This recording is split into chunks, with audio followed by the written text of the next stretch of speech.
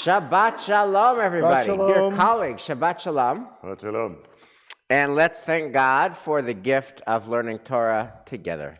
Baruch atah Adonai Eloheinu melech haolam asher kiddushanu b'mitzvotav v'tzivanu la'asot divrei Torah. V'ha'arevna Adonai Eloheinu et divrei divrei Torah finu u'b'fi amcha v'Yisrael. ונהיה אנחנו וצאצאינו וצאצאי עמך בית ישראל. כולנו יודעי שמך ולומדי תורתך לשמה. ברוך אתה אדוני המלמד תורה לעמו ישראל. ברוך אתה אדוני אלוהינו מלך העולם אשר ברא בנו מכל העמים ונתן לנו את תורתו. ברוך אתה אדוני נותן התורה. So, Shabbat Shalom, dear colleagues, Shabbat Shalom, our beloved friends who are learning with us online. I'm so excited about this class because to me, this class is going to be an example of Torah at its very best. What Rabbi Sachs does in the commentary that I shared with you, to me anyway, is Torah at its very best. So just at 30,000 feet, here's what he does. He takes a verse that, I've read 100 times, 1,000 times, and I've never paid much heed to this verse. He notes a peculiarity in this verse. And as a result of this peculiarity, he just does a whole psychological analysis of the main protagonist, Isaac. He puts this verse, this off verse, this weird verse, this verse that has a rough edge, in the context of Isaac's life story, looked at from a psychological point of view, and then leaves us with a message that is so profound. I believe if you get Rabbi Sachs's message in his commentary, it's his last commentary on Toldot, if you get his message, this will change the way you live. It will change the way you love. It will just amplify the quality of our relationships, and what else is there in our life but our relationships? So let's get right to it. What we have here, just so you know in the packet, is the last 2 pages are Rabbi Sachs's commentary.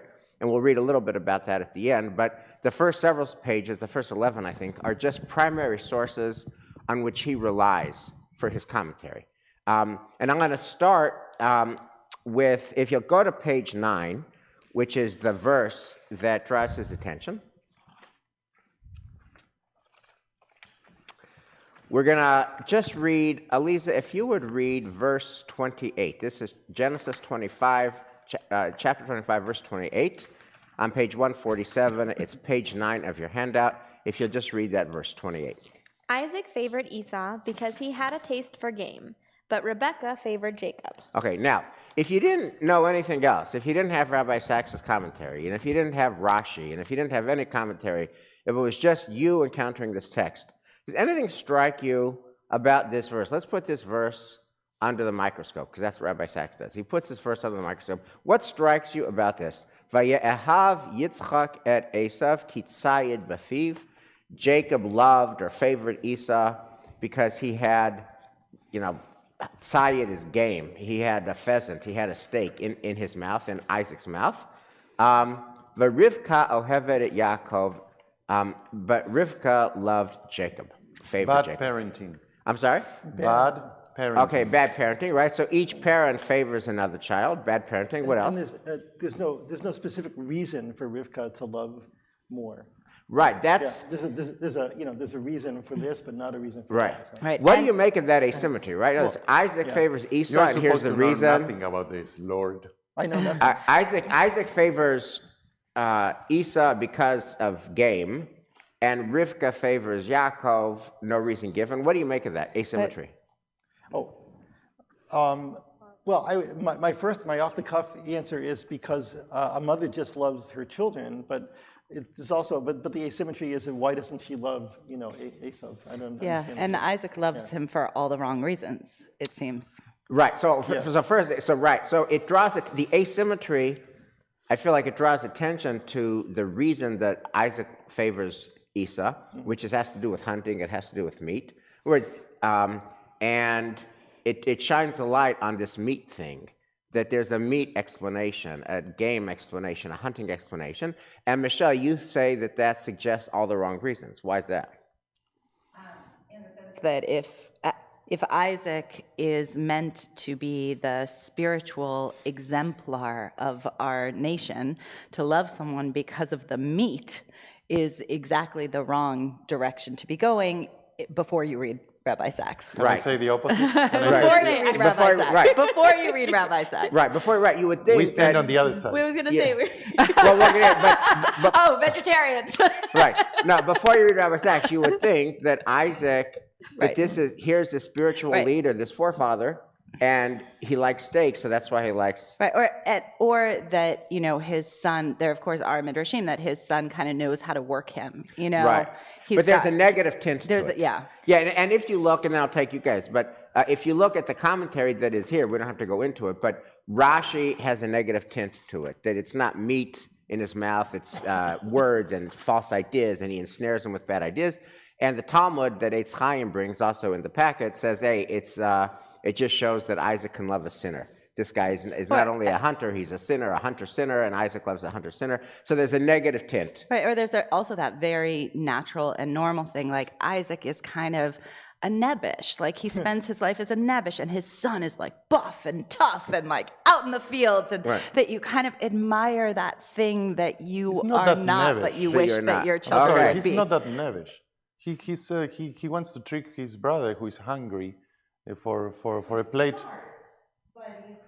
Smart? You would call that smart? And then he puts an arm with hair. So to okay, trick but his let's dad. take with this. So, I'm not a big fan of Yaakov. Yes. So Elisa, what's your read of this verse? And then well, I'm similar with Oh, Michelle, Isaac, but I okay. think there's also something about the Akedah that he's right. He sees one child that could very well be bound up in the Akedah and could be caught up in the same ways he was, and one child that will be protected from that. And I don't know. I think there's something in that that's like, I love that you're not going to get caught up in the pain that I've been in. I love that you're going to escape that brokenness. And that's a different, right?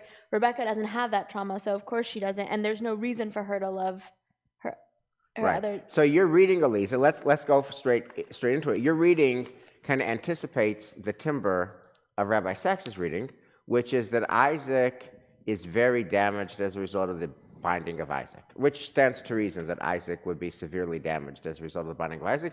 If you can just own this for a minute, imagine that your father, whom you trust, whom you love, binds you on a rock and then takes out a knife and is about to slit off your throat and cut off your head and burn your body as food for the gods. Imagine that happens, right? And Rabbi Sachs's read is that shapes Isaac's life. And what we're going to see at the beginning is what Rabbi Sachs calls 3 different silences or 3 different absences, where you would expect Isaac to be present in the story, but Isaac is nowhere found in the story. So let's just we'll take a look at each of them. So now we're on page 1 of the handout. This is after the binding. Isaac, Lisa, if you'll just read this one thing, because you mentioned the binding. Verse 19, Abraham then returned. Abraham then returned to his servants, and they departed together for Beersheba, and Abraham stayed in Beersheba. And that's the first silence. Where's Isaac? And as you know, if you've read the binding, Vayachu shnehem yachdav, father and son go together. It mentions it 3 times, that Abraham and Isaac, Abraham and Isaac, Abraham and Isaac. Vayachu shnehem yachdav. And they go together, but Abraham returns alone. And the text says nothing about Isaac. What do you guys make of this first silence, of this first absence, that Isaac is not even mentioned? What do you make of that? I mean, the same thing Rabbi Sachs does, which is, it's just very clear that there's a breach, there's a pain, there's a devastation. Rabbi Sachs will point out that there are some midrashim that even say that Isaac died up on the mountain, literally. He can't. He just can't. Right. Dan? There's a really interesting peshat to this, which is the Torah is focusing on Avraham. So Avraham's mission is to do what God's bidding, which is to bring Isaac for the sacrifice, and then that's over. So then it doesn't matter what happens to Yitzchak at this point, because the next focus is still on Avraham. Avraham, the focus, until we need to bring Isaac back into the story at some point. So I think that's a peshat that the Torah is telling us, that the story is really about Avraham and not about Yitzchak at this point. Aliza? I think there's also, we always read this as Abraham is the actor and Isaac is the object, but I think in the commentaries, right, Isaac is as much a part of the Akedah as Abraham. He allows himself to be bound, and so I think there's a double pain for him in this binding, because it's not just that his father betrayed him; it's that he betrayed himself, and that I think is like he just needs some alone time. Like I could totally picture like I just needed like a moment to get myself together and figure out like what just happened. Like I was psyching myself, I was getting ready for this thing, and I was gonna do it, and I was prepared to do it, and then it didn't happen, and I just don't know what to do with that. So now, I love that, because Isaac is the patriarch of alone time, right? He's the meditation patriarch. He's the I see something completely different here. self-help. He's a father of self-help. He davens the Biyachi. I see something completely different here. To me, the only thing that I see is rage. You see rage in the absence of Isaac? That he's just... You are Mother Teresa's. You see good in people. I don't see that. I see that throughout his life, and I don't want to get ahead in the story, he's so disappointed with his parents. So disappointed with his parents, what they do to him, that to me, I don't want anything to do with his family. Right. So that's a good pivot for the second silence, for the second absence. We've all done funerals. We've all done funerals where a parent dies and a child is not at the funeral.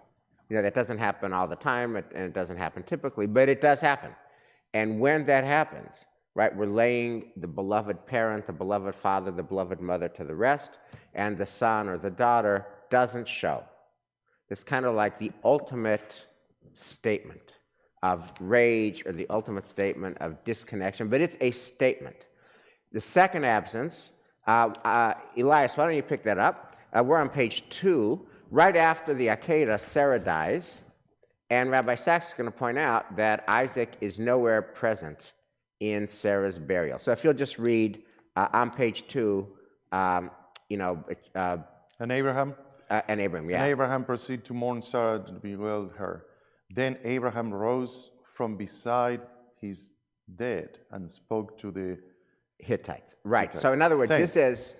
this is the next chapter here is Sarah's death. And Rabbi Sachs is going to point out, and we all know this, that the primary mourner is a child. Right? A spouse has the obligation of Kaddish for how long? 30 days. A child has the obligation of Kaddish for 11 months or a year. That's a whole separate conversation, but much longer, 11 times, 12 times as long as a spouse's. So, you know, and Sarah's whole life, in one meaningful sense, was she was Akara, and finally she has this miraculous birth, and finally she has Isaac, and now she dies, and her beloved son, her only son, the light of her life, is not even at her funeral. There's not even mention. He's gone. Right, she's buried in Massachusetts, and he's in California. He's in Silicon Valley. He's not there. What do you make of that absence? I mean, I think there's also brokenness in terms of Abraham, who the text, right, there's that little teeny cough that indicates he also didn't cry very much. It's a really broken family, and like I think that the acrimonious marriage that Abraham and Sarah shared for so many years has an effect on the whole system. And I don't know, I kind of like the reading that this happens immediately juxtaposed with the Akedah, that Sarah dies while they're gone, and it's not that Isaac didn't want to be there, but he's not there because he's doing his own processing, and they have to proceed with burial before he gets there because there's no way to get to him. They don't know where he is. Huh. And do you see, Elias posits rage. Do you see rage here, or do you just see brokenness without rage? I see brokenness. I think with outrage, I would read it just like they have a very acrimonious. I mean, like he sells her into prostitution multiple times for his own personal gain. Like he disregards her feelings when she's worried about how the other women will see her. They don't have a partnership. They have a very challenging marriage, and so there's this weird energy when she's gone. And that extends to the way that he treats their son, and that extends it's just not a good marriage. What do you think, by the way, of the fact that Abraham and Sarah are patriarch and matriarch, and they have such a broken marriage? Any ideas about that one? I mean, this is not a marriage. You and Solomon just celebrated your first year anniversary. You would not look to them as a role model. Not at all. Right. So it's almost a role model of what Well, not to do. I like that in the Torah that our heroes and sages are human people like anybody else. Okay, let's get to the third absence. So Isaac is not present when he comes down from the mountain. We don't even know what happens. He's not present when his own mother dies. And then kind of the conspicuousness of the silence, the absence, it takes place when he's not even present in finding his own wife. So Dan, if you'll read on page 3, Abraham said to the senior servant, he said to Eliezer. And Abraham said to the senior servant of his household who had charge of all that he owned, "Put your hand under my thigh, and I will make you swear by the Lord, the God of heaven and the God of earth, that you will not take a wife for my son from the daughters of the Canaanites among whom I dwell, but will go to the land of my birth and get a wife for my son Isaac." Right. So, and indeed, as you know the story from Chai Sarah, Eliezer goes to Mesopotamia and brings back Rivkah, and Isaac does not have a say. He's not present in the selection of his own wife. Again, absent after the binding, absent at his mother's funeral, absent at finding a wife. What do you make of all that absence? So I'm going to ask the experts here. Perhaps you, Michelle, can answer this. You guys have done this many times. There is a certain steps on when you lose somebody, right? Can you deepen a little bit more? There are like steps of that they said. One is the Stages of mourning? Yes, stages of mourning. So I see that here. I see that I'm the defender today of rage, but I see in this case kind of depression. Depression. So let's talk about depression, because I think this is why Rabbi Sachs's read is gold to me. We have such a problem with depression in our country now. You know, we have these cases of deaths of despair that are suicide because people are depressed and they're anxious and they're in a very low place, whether it's just brokenness, whether it's brokenness and rage. But you know, if you're at home, Google after Shabbos deaths of despair, and these are that's a pandemic in and of itself. It's drugs, it's alcohol, and it's suicide, right? And so Isaac feels like he's at a pivot point, and that if he were in America today, he would be very vulnerable to a death of despair. You know, alcohol, to drugs, to taking his own life. And what happens, right? And so the question is, and he's been through a lot, and he's missing a lot, and he's been through a lot. And the question is, how do you turn it around? Like, what's the secret? If you've been through a lot, if you're dealing with a lot, if you look at your life and you could be rageful legitimately, if you look at your life and you're broken legitimately, and that bottle of booze looks so good, or those fentanyl look so good, or, you know, God forbid, taking your own life feels like, at least I'll get out of my pain, looks so inviting, right? How do you create a new trajectory? And let's get, and this is just so powerful. So let's take a look on page 4 of the handout. And Michelle, would you read on page 4? This is the chapter 24, verse 62, which is the first verse that mentions Isaac after the binding. We don't hear of Isaac after the binding. He's been absent, as we've said. This verse is our first encounter back with him. So pick up that verse. Isaac had just come back from the vicinity of Be'er Lahai-Roi, and he was settled in the region of Benin. So we're going to pause here. He just came back from Be'er Lahai-Roi, and this calls to mind the great teaching of Shai Held, that you can never read Torah too slowly. So we're just going to pause and double-click. Be'er Lahai-Roi is a town that has a history and a story, and it's an important story, and the Midrash is going to go off from this connection. So pause Isaac, and we now have to figure out Be'er Lahai-Roi. What's he doing in Be'er Lahai-Roi? Why he was in Har Moriah, and now next thing we know, he's in Be'er Lahai-Roi. Why, what is that? Where is that? So let's take, we're gonna pause, and this is the suspense part of our story. It's what passes for suspense in Talmud class at 8:30. Well, in the movies, it happens all the time. Yeah. The character is remembering what happened, and they go back and then come back. This is a flashback. This is the creative Trying tension. to get sound effects for next time. Okay, so Be'er Lahai.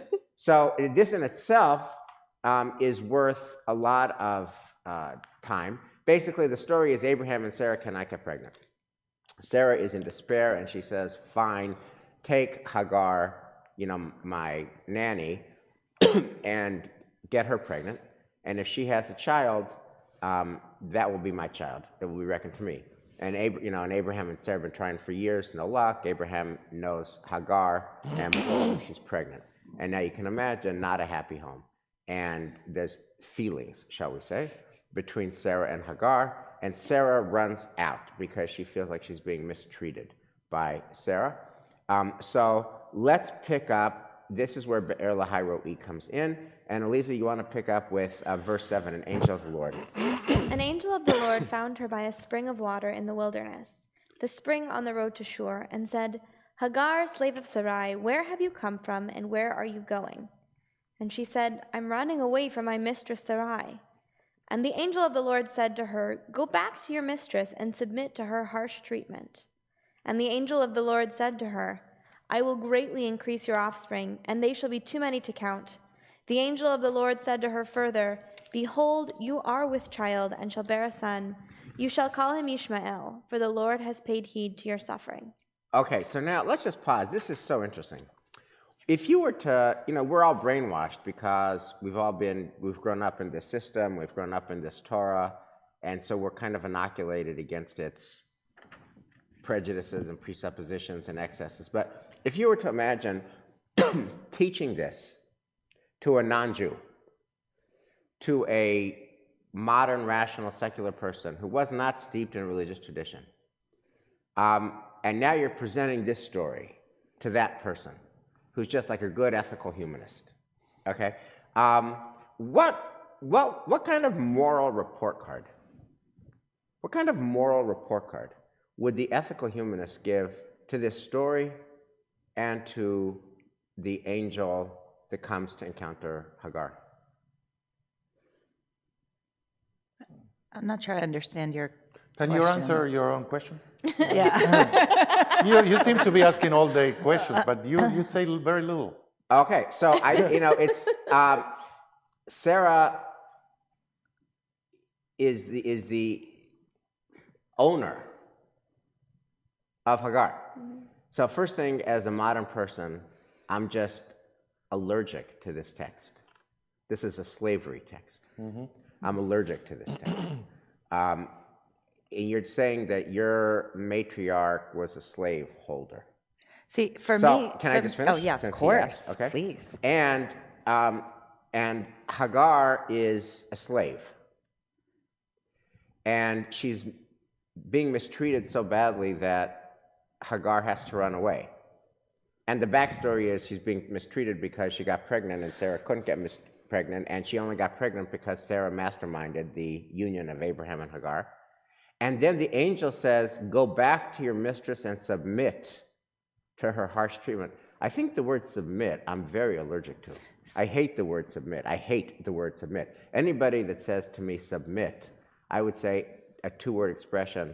The second word ends with you. So I just don't do submit. That's the rage in the rabbi I want to see. Right. So then, but on the other hand, then the angel gives her this good news. Hey, it's going to be okay, but you're pregnant, and God's going to make a great nation of you. So I feel like for this ethical humanist, they would say, well, I'm glad I don't study Torah. See, to me, this is a redemption story because actually, whereas it's the exact same language used with Abraham, right? You're going to have these descendants, and they're going to be as numerous as far as you can see. And in some ways, it's pretty feminist because here she is. She's the woman. She's the actual matriarch that is going to have this.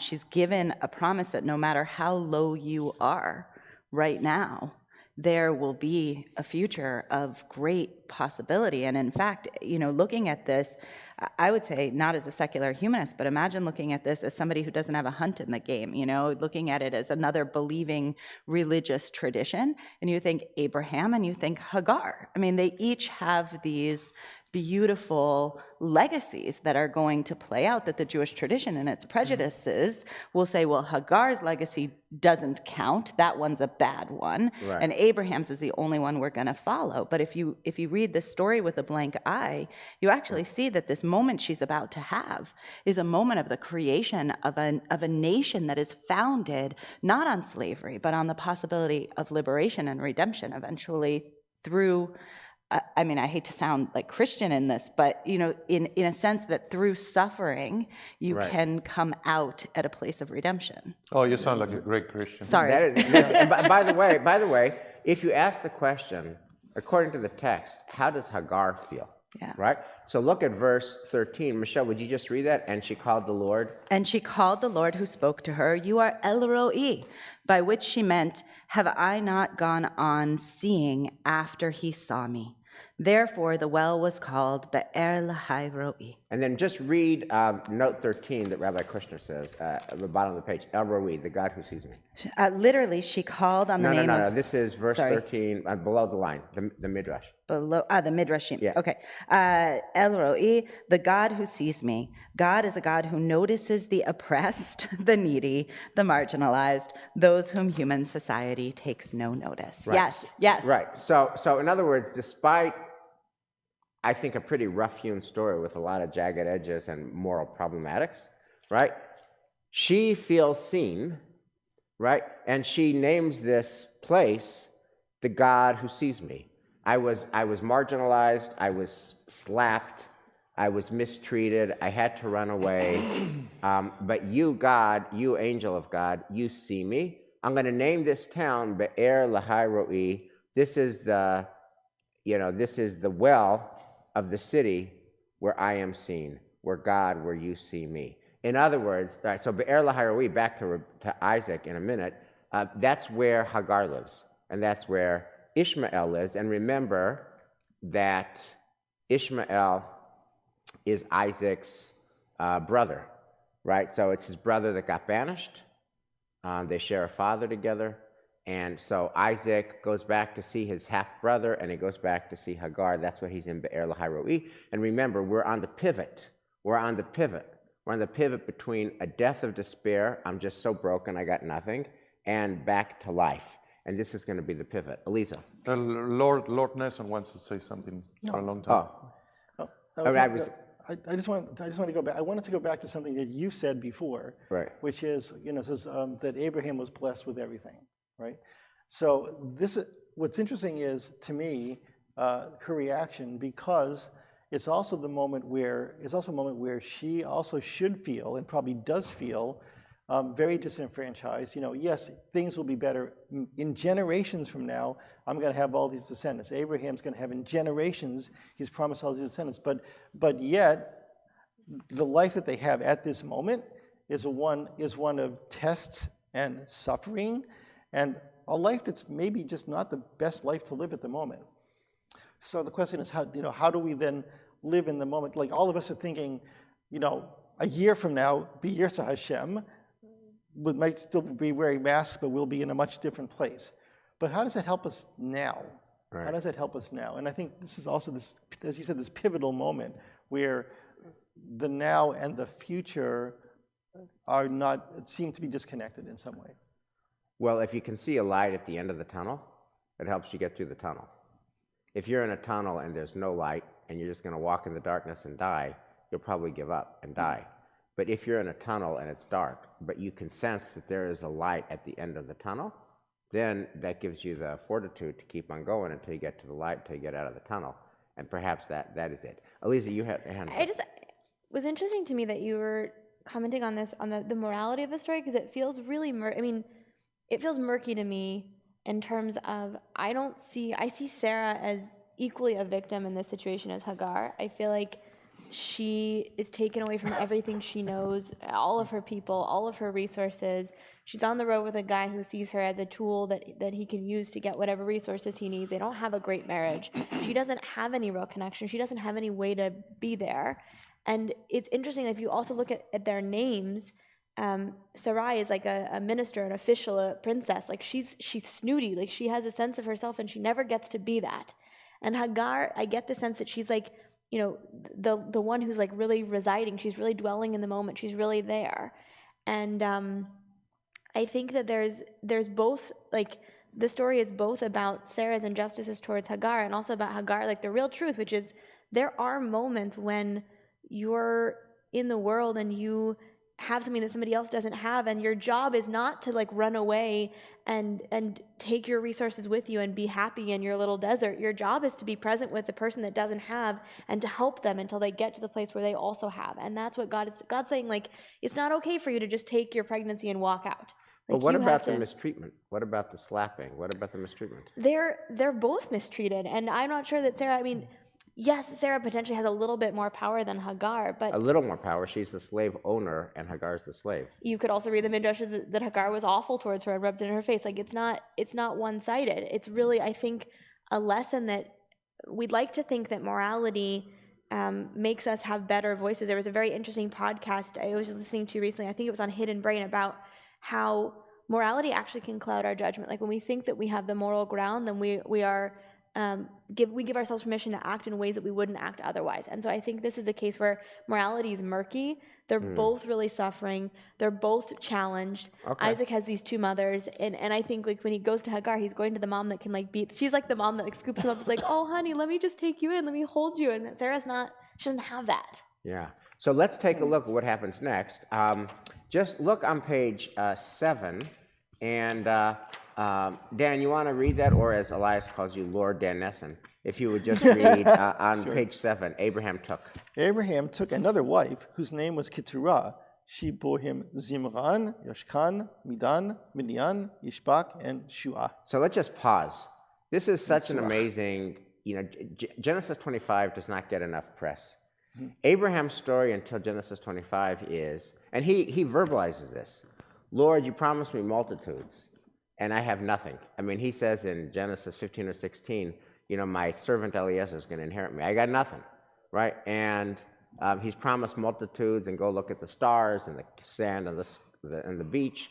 You're going to have kids more numerous than that, and he's got nothing. And the whole story is, eventually he gets Ishmael, and boom, banished. And eventually gets Isaac, and boom, the binding. And then he's got nothing again. And then in one verse, boom, boom, boom, boom, boom, boom, boom, the Brady Bunch. He's got 6 kids, right? And now here is the move that Rabbinic Judaism does. This is classic exegesis. So take a look on page 8. Who is Keturah? We don't know her name. And what does Rashi say? Dan, if you just read that. Keturah, this is Hagar. Right, Keturah, Zo Hagar. This is Hagar. So this classic rabbinic exegesis, and then we got to come back to Isaac. That was the suspense part of our class, was that Isaac, he could do a death of depression. He's so broken, not present at his own life. And what does he do according to this rabbinic midrash, putting all this together? Sarah has died. He sees that Abraham is all alone and lonely. And so Isaac goes to Be'er Lahai-Roi, reconnects Hagar with Abraham, reconnects with his brother Ishmael. And then Hagar and Abraham get married. And it turns out they actually have this loving marriage, right? So instead of being a lonely widower, his father is now finally in love, deep love. And they have a great love life and great intimacy, and they're very happy, and they're very fertile. And Abraham dies, and he doesn't have to wait for generations of descendants that will never know. He actually has a big family, comes home to dinner, and there's a loving wife and 6 kids around his dinner table in his own lifetime. And that happens because of Isaac. So we'll come back to Isaac in a minute, but thoughts, comments, and questions about this Keturah thing? Right, so the Midrash is so interesting because it doesn't really bear any connection with reality. And I was thinking about why is that? Why does it not bear connection? I'll tell you why, because this is what I think. So Isaac's life that we read, if you read the Peshat of the text, he has a life in which everything is foisted on him, and in most of his life, he's not the player.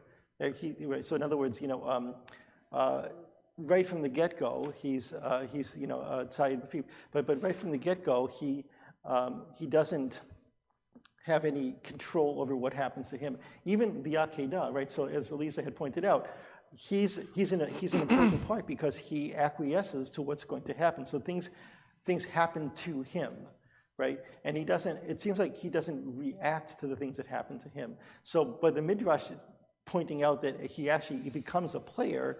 It doesn't bear witness to who he is portrayed much earlier. And the question is, can he change? Does he change? He disappears because I think he wants to disappear. As Elias pointed out, there's depression, there's anger, there's rage, there's a sense that he's being played upon. Doesn't really have an inner life of his own. So at this pivot point, he owns his own life. That's the big change. He goes from being passive to agent. The Midrash gives him agency. Agency. Right. Goes agency. And now so I want to now get to Rabbi Sachs's conclusion, right? So Isaac first goes to Beer Lahai Roi, and according to the Midrash, connects his father with Hagar, okay? And then look at verse 67. Elias, do you want to read that? We're on page 4, verse 67. Page Isaac 4, we are going back. Yeah, page 4. 62. No, page 4, verse 67. Isaac then brought. 67. Yeah. Isaac then brought her into the tent of his mother, Sarah, and he took Rebekah as his wife. Isaac loved her, and thus found comfort after his mother's death. So here's what Rabbi Sachs is going to do, and I just think this is so brilliant for all of you watching at home, for all of us here in the Gann Chapel, right? The way we get out of our depression, and it's just so easy to be depressed nowadays.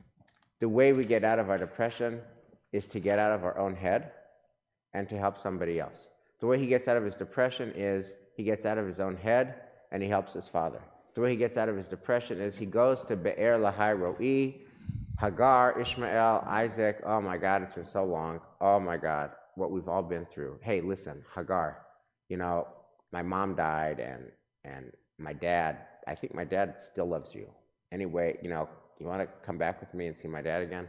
And he, by getting out of his head, by taking agency, by helping somebody else, he helped himself. That's the beginning of the healing of Isaac. We still got to come to the game. We got to come to Esau and his hunting.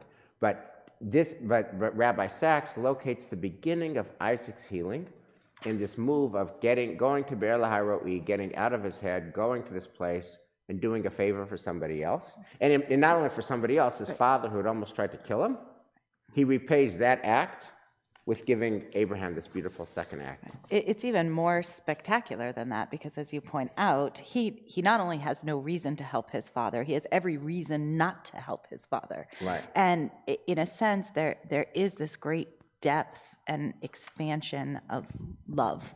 It's not just help someone else.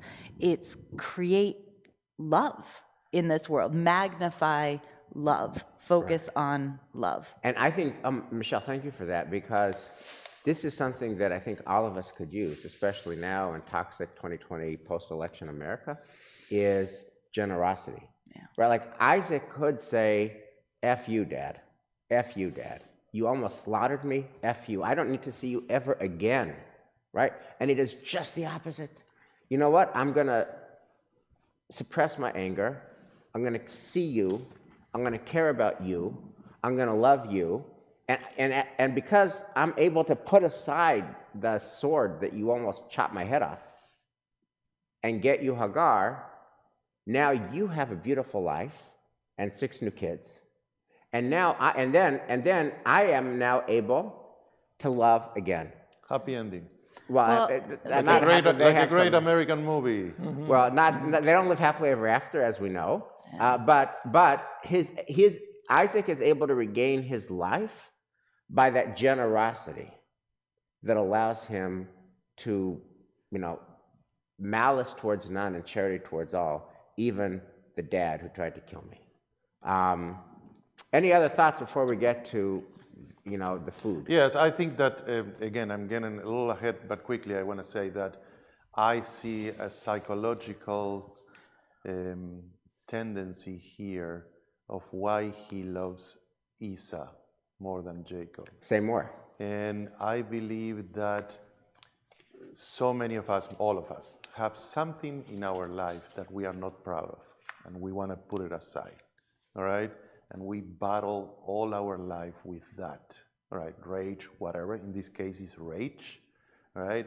And through Esau, he's able to channel that rage, because Esau is a guy who is brutal. He is not, very intellectual. He doesn't study Torah like Yaakov.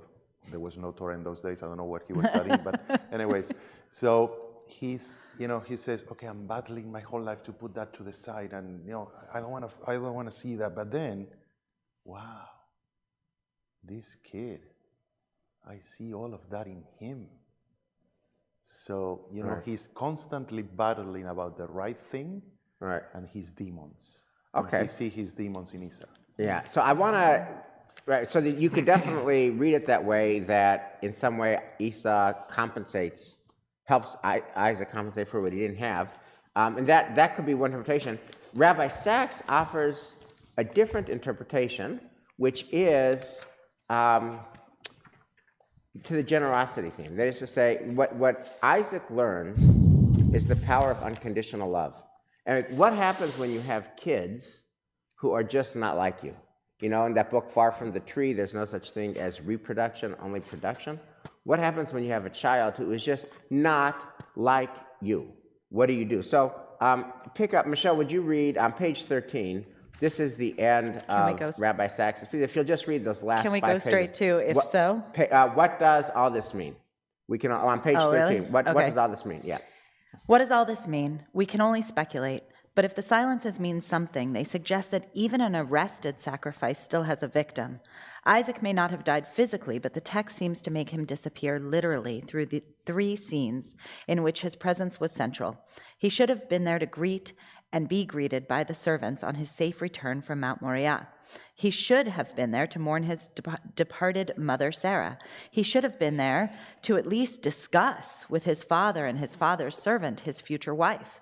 Isaac did not die on the mountain, but it seems as if something in him did die, only to be revived when he married. The text tells us that Rebekah became his wife and he loved her, and Isaac was comforted after his mother's death. Skip to if so. Keep going. That seems to be. That seems to be the message of the silences. The message of Be'er Lahai seems to be that Isaac never forgot how Hagar and her son, his half-brother Ishmael, had been sent away. The Midrash says that Isaac reunited Hagar with Abraham after Sarah's death. The biblical text tells us that Isaac and Ishmael stood together at Abraham's grave. Somehow the divided family was reunited, seemingly at the instigation of Isaac. If this is so, then Isaac's love for Esau is simply explained. It is as if Isaac had said, I know what Esau is. He is strong, wild, unpredictable, possibly violent. It is impossible that he should be the person entrusted with the covenant and its spiritual demands. But this is my child. I refuse to sacrifice him, as my father almost sacrificed me. I refuse to send him away, as my parents sent Hagar and Ishmael away. My love for my son is unconditional. I do not ignore who or what he is, but I will love him anyway, even if I do not love everything he does, because that is how God loves us, unconditionally, even if he does not love everything we do. I will bless him, I will hold him close, and I believe that one day that love may make him a better person than he otherwise might have been. In this one act of loving Esau, Isaac redeemed the pain of two of the most difficult moments in his father Abraham's life, the sending away of Hagar and Ishmael, and the binding of Isaac. I believe that love helps heal both the lover and the loved. Beautiful. So in other words, if you were to sum up, if Mike said to you, hey, Michelle, what was the main point of Talmud class? and hadn't read any of the sources. What would you say is the main point of Rabbi Sachs? That was a heavy ball, huh? Look, there's this great, there's a great sort of midrashic story about the guy who goes to the Rebbe and says, you know, my son is awful, he's behaving terribly, I don't know what to do with him, what should I do? And the Rebbe turns to him and says, love him more. And I think that's what Rabbi Sachs is saying here, that love him more, that the response to, I see that there's a possible potential for something to go awry, is love them more. Right. And he loves Abraham more. He loves Abraham and more. Gets Hagar back with Abraham, and Esau then he's able more. to love Esau more. Isaac's move then in this midrashic take is love them more. Right. And that helps him get back up. So now here's my question, right? You have a pivot point, you know, you have all this trauma, you have all this drama, you have all this loss, you have all this rage, and you could do death of despair, which is on the rise, or Rabbi Sachs's interpretation of Isaac, you could love them more. And by loving them more, loving the person who hurt you more, loving, you know, the making up, reconciling, etc., you ultimately help yourself. Is this just nice cotton candy, or can you live with this? Is this a real strategy for life? Dan? I'm not sure that I can live with that, because I think it's really hard. It's almost against human nature for people to be that forgiving, especially if you look at these particular circumstances, you know, for Isaac's life.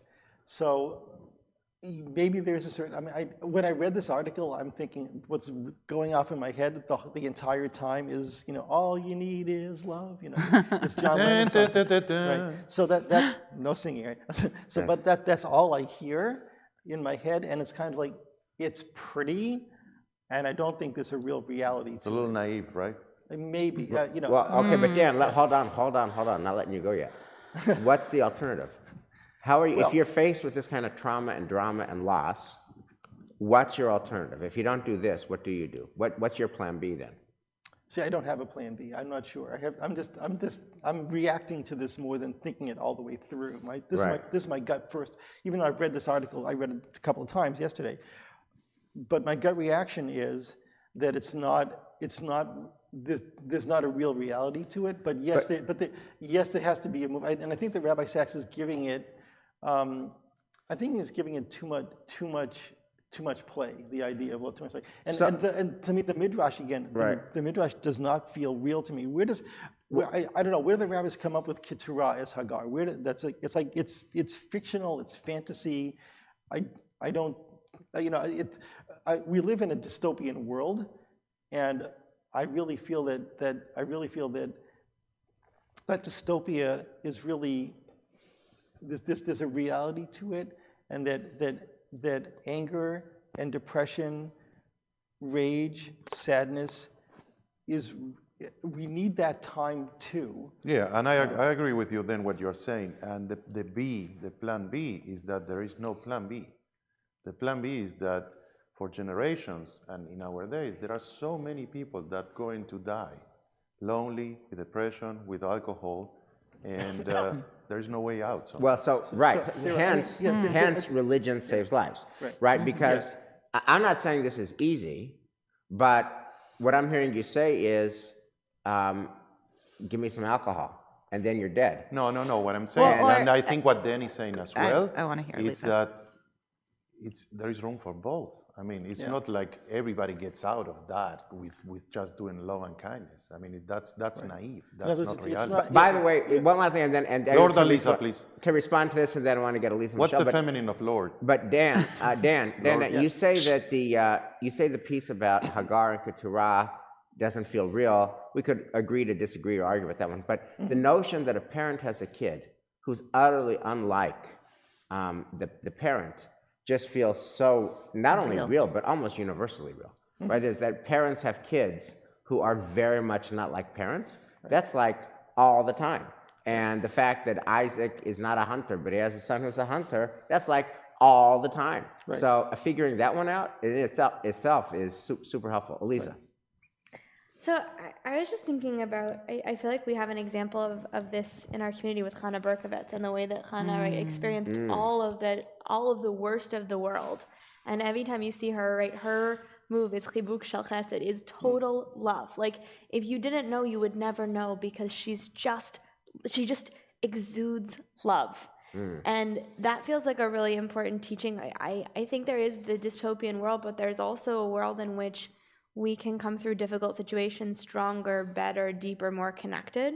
And I think that's our prayer for this moment is, right, if you're experiencing deep, dark loneliness, depression, anxiety, there are resources that you can find that can be helpful. And for all of us, our move in this COVID period is to take this dark period and to choose love. And I think that's it's a powerful teaching from this story, that we don't have to be dystopian. We have the power to choose love. Love is a choice.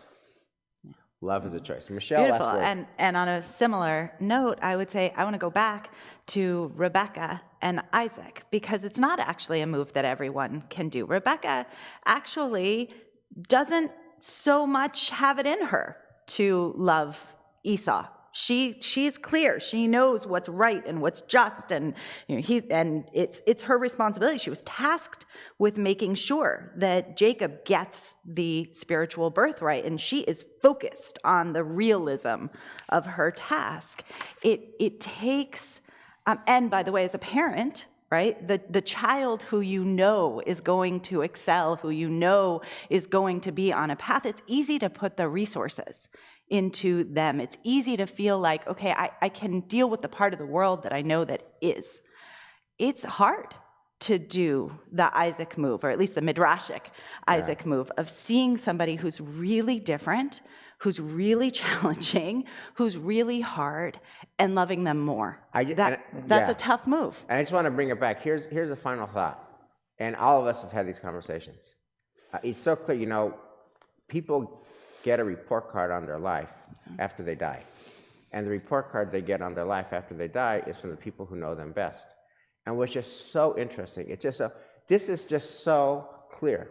It's so clear and so simple and so basic.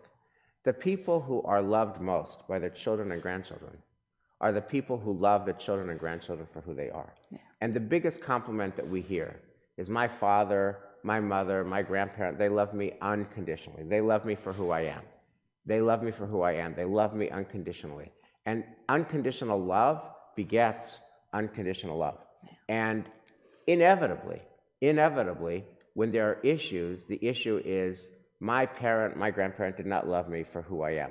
I'm Esau, I'm not a reader. I don't like prayer. I don't like the whole religious thing.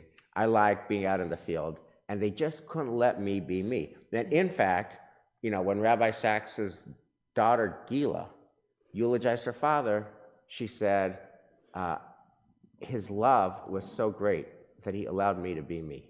I didn't have to be him.